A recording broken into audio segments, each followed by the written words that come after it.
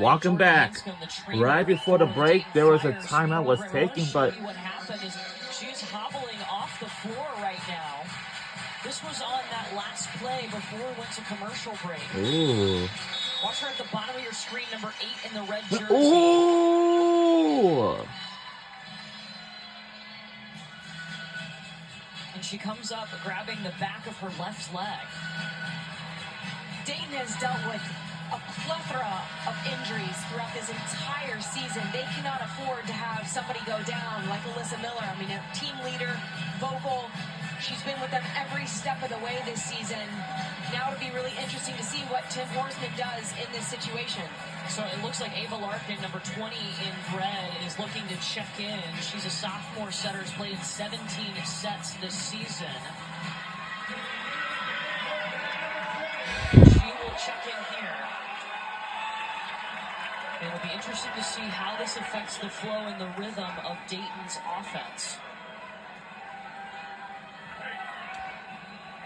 So right before the break, This is a Dayton team that one of the Dayton's women's volleyball players got injured on her leg. Twisted her ankle before that match against Baylor. They weren't sure if she was going to play.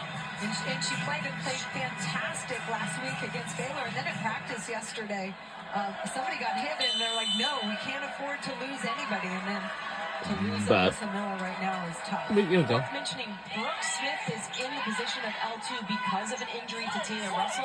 They're starting left side. Aaliyah Williams is also on the right side. She's just part of that block there. Aaliyah Williams is a natural middle. She's on the right side because of injury as well. So they've had to reshuffle this situation in their lineups quite a bit throughout the entirety of the season. So the block gets the point for Dayton, but you saw that first set coming out of the hands of Ava Larkin.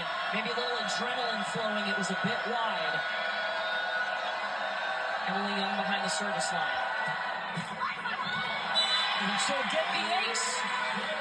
Hard to come into a match completely cold with no adrenaline yet. I'm sure once she got her number called, there was some adrenaline flowing through her body, but it'll take a few plays.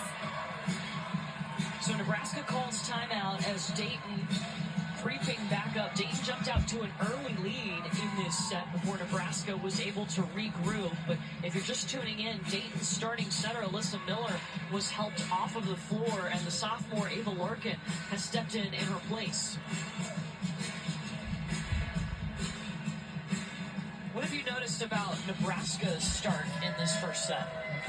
I thought there were some nerves early. We saw some weird unforced errors and a misconnection from Bergen Riley to one of the middle attackers. So a little bit of a slow start, but settling into their game. Yeah, it seems like after the first, 8 points for Nebraska, they started to settle in. Defensively, have come alive. Becca Alec obviously was potent when she was in the front row out of the middle. But I've been very impressed with Dayton and the fact that they have not flinched. I mean, this is a hard environment, a challenging environment to walk into.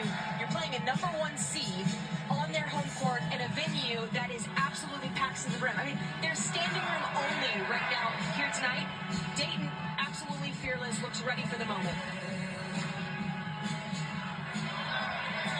The NCAA Women's Volleyball Championship takes place next week in Louisville. The semifinals are Thursday on ESPN. The championship match Sunday, December 22nd on ABC. For more information, go to ncaa.com, your official online home for all 90 NCAA championships.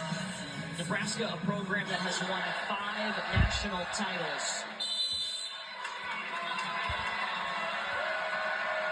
Trying to make it back-to-back years in the national championship match.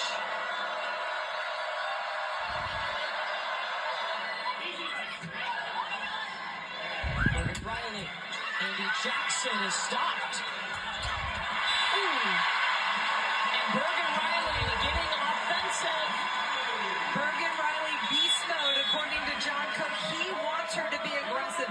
When they play their best volleyball, she is aggressive offensively when she's in the front row, and she slammed that one down. That was fierce with 2 hands.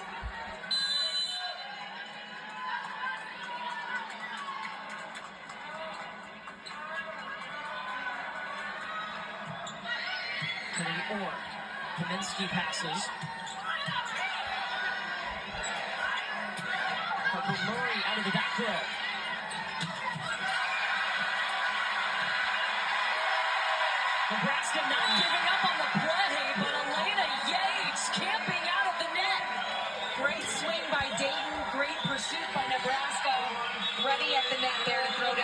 the pass. Elena Yates owning the net, big swing out of the middle, and then she cleans things up, goes up and gets it high and throws it down.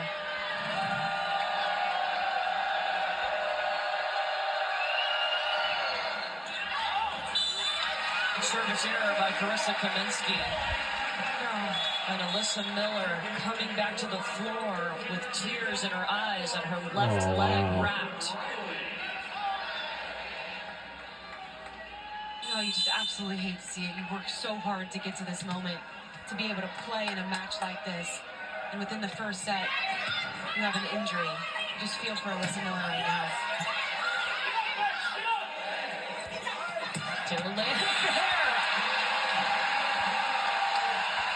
I say no more tipping from Taylor Landfair. When you can hit the ball like that, let it fly. And Alyssa Miller, the Kansas native, a first-team All-A10 selection, all-region selection, was having a career year. Injured right now on the sidelines for Dayton. Well, you cannot state enough that Dayton is in this position in part because of Alyssa Miller and the job that she has done leading this team and running this offense. So you absolutely hate to see that she is injured right now in one of the biggest moments of their careers. But Ava Larkin now tabbed. You got to come in, next man up mentality, and run this offense in an efficient way. Dayton calls its final timeout in this set. Nebraska 3 points away from taking the opening set. We talked about the balance for Nebraska. They already have 3 players with 3 kills apiece. And then Andy Jackson's got 2 of her own, too.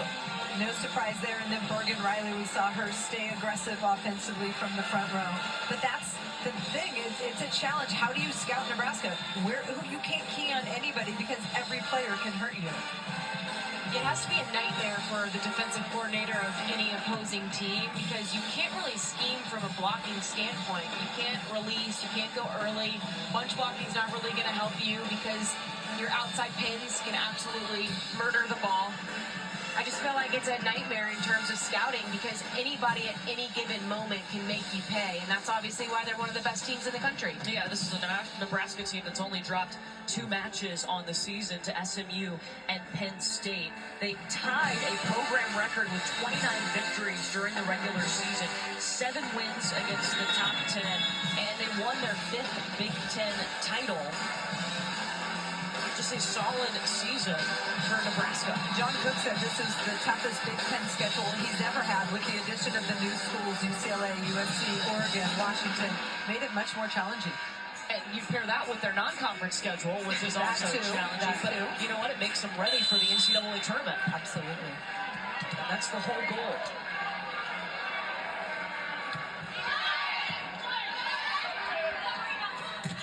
Almodovar blocked. Oh, it's fine, huh? Block! Readjusts and hits that one in, and then Nebraska will take it.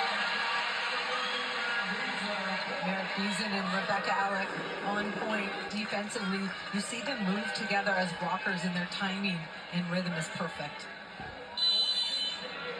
4-0 run as Bergen Riley steps back to serve.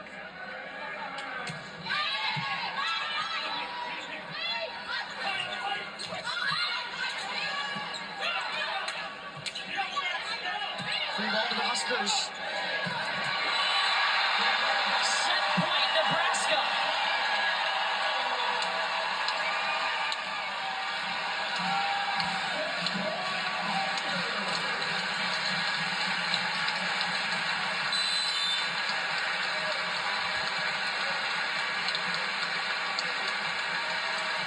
Here we go.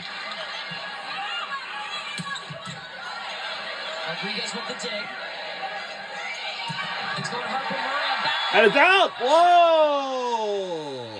We won the first set. Nebraska. They end on a 6-0 run.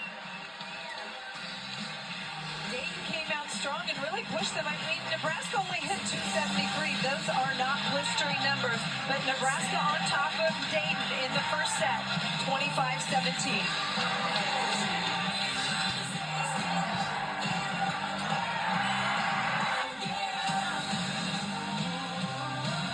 And we'll be right back.